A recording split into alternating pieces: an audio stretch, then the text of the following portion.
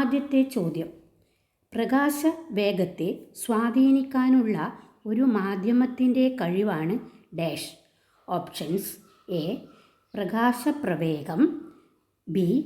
പ്രകാശിക സാന്ദ്രത, C. അപവർത്തനം, D. പ്രകാശവ്യതിയാനം.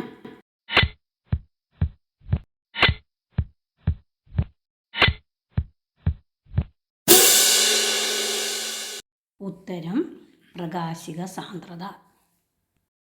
അടുത്ത ചോദ്യം.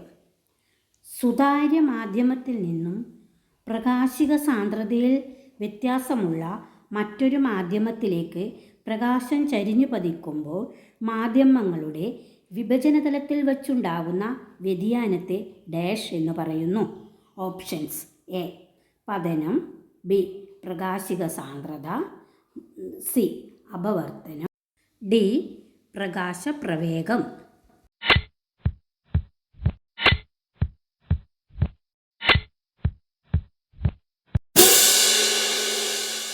ഉത്തരം അപവർത്തനം. അടുത്ത ചോദ്യം. വായുവിലെ പ്രകാശവേഗം എന്ത്?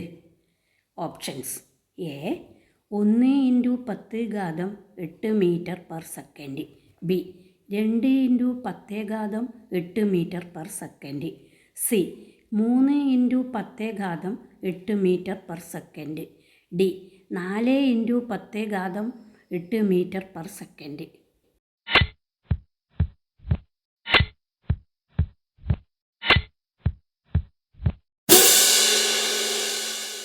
ഉത്തരം 3×10⁸ മീറ്റർ/സെക്കൻഡ്.